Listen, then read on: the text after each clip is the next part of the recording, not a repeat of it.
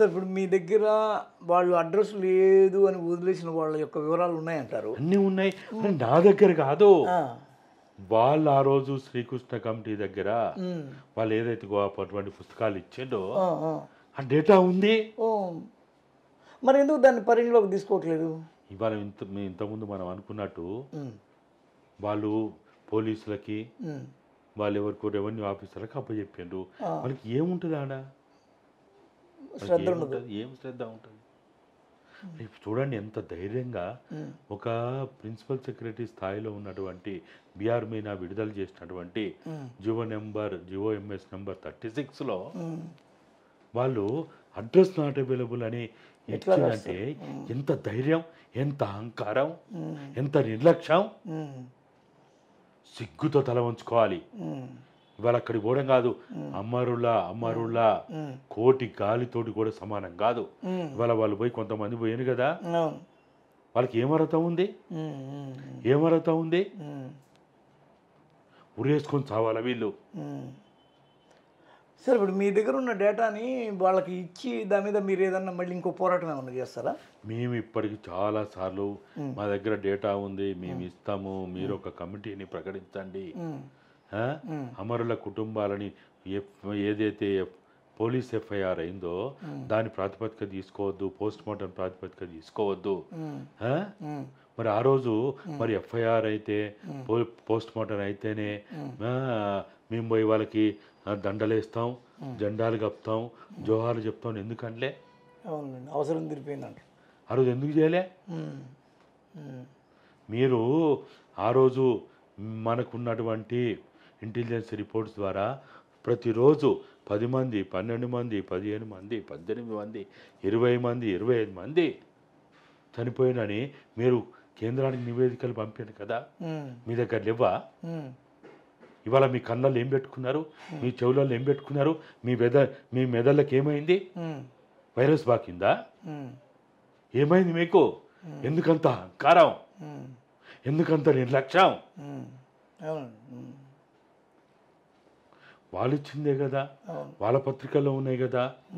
మీరు మీ నమస్తే తెలంగాణ ద్వారా మీరు సర్వే చేయండి.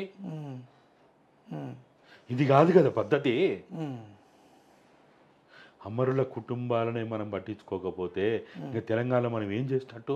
ఇటువంటి దాడంబరంగా కాంట్రాక్ట్లు ఇచ్చి ఏదో 86 కోట్లు అనుకొని 2000 పైన 200 పైన కోట్ల భారీ బడ్జెట్ తోటి ఏదైతే చేసిండో ఏం చేస్తుండవు?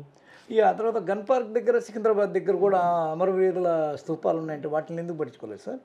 వాస్తవంగా చెప్పాలంటే అది 1969 ఉద్యమంలో ఏదైతే పోలీస్ కాల్పుల్లో కావచ్చు, లేకపోతే ఇంకా పోలీస్ తూటాల గాయాలకై చనిపోయినటువంటి వాళ్ళు, అది మన అక్కడ ఉన్నటువంటి ఎస్పీ కాలేజ్ వాళ్ళు కావచ్చు, వాళ్ళు అది స్టూడెంట్ విద్యార్థి అమరవీరుల గుర్తుగా క్లాక్ టవర్ దగ్గర, సికింద్రాబాద్ క్లాక్ టవర్ దగ్గర కట్టిండ్రు. వాళ్ళ స్నేహితులు కట్టిండ్రు. దానికి ఎవ్వడు ప్రభుత్వం డబ్బులు ఇవ్వలే ఆ రోజుల్లో. ఇక్కడ కూడా ప్రభుత్వం డబ్బులు ఇచ్చింది కాదు ఇది. నీ దిక్కుమాలిన రక్తపు తోటి కాదు ఇలా అమరవీరుల స్తూపాలు నిర్మాణం చేయాల్సింది, స్మృతివనాలు నిర్మాణం చేసింది. ఇలా ఏంటి పరిస్థితి? అసలు ఇలా అమరవీరులకి 3 పూటల తిండి లేక, ఉండడానికి ఇల్లు లేక, కనీస వసతులు లేక, అన్నమో రామచంద్ర అంటూ ఆకలి కేకల అస్తనాదాలతోటి, ఒంటి నిండా బట్టలు లేకుండా, నెత్తి నూనె లేకుండా, కాళ్ళ చెప్పులు లేకుండా, ఎంత దీనమైన స్థితిలో చివరికి మాకైతే నిజంగా మేము కూడా అవమానంతో చస్తున్నాం. అమరవీరుల ఎవరైతే ఉన్నారో వాళ్ళ తల్లిదండ్రులు బిచ్చమెత్తుకొని చౌరస్తాల్లో, నడి వీధుల్లో ఇవాళ వాళ్ళు బతుకుతున్నారంటే తెలంగాణ వచ్చింది, తెలంగాణ రాష్ట్ర ఆవిర్భావం జరిగిందని చెప్పుకోవడానికి మాకు ఎట్లా సిగ్గొస్తుంది? ఎంత భయంకరమైంది.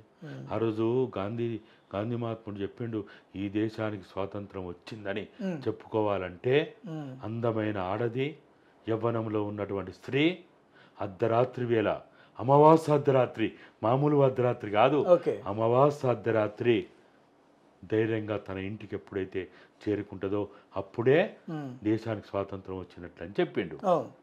అట్లనే ఇవాళ ఉమ్, ఈ రాష్ట్రానికి ఉమ్, రాష్ట్ర సాధన అయింది, ఉమ్, తెలంగాణ రాష్ట్రం స్వీయ పాలన జరుగుతుందని చెప్పుకోవాలంటే కనీసం ఉమ్. అమరుల కుటుంబాలు బిచ్చమెత్తుకొని నడి వీధులలో చౌరస్తాల్లో వాళ్ళు ఆ విధంగా బతుకుతున్నారంటే, ఆ దుస్థితి పోయినప్పుడే నిజమైన తెలంగాణ ఓ వచ్చింది. ముఖ్యమంత్రి గారు, నీకేమన్నా సిగ్గుందా? నీకేమన్నా శివునెత్తునుందా? ఇవాళ ఏ ఏ ఏ ధైర్యంతో, ఏ అర్హతతోటి దశాబ్ది ఉత్సవాలు చేసుకుంటున్నావు? ఆ.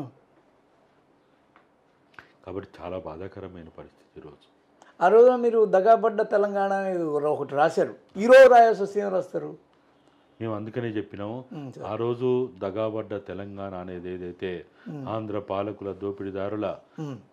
ఆంధ్ర వాళ్ళు కాదు, ఆంధ్ర పాలకులు. పాలకులు. ఓకే, అవును. మేము ఎప్పుడు చెప్తాం, ఆంధ్ర ప్రాంతం నుంచి వచ్చి పొట్ట చేత పట్టుకొని బతుకుదేరు ఇక్కడికి వచ్చిన వాళ్ళు ఎవ్వరు తెలంగాణ ప్రజలకు వ్యతిరేకులు కాదు, వాళ్ళు వీళ్ళు కలిసిపోయారు. ఇప్పుడు కలిసిపోయిండ్రు.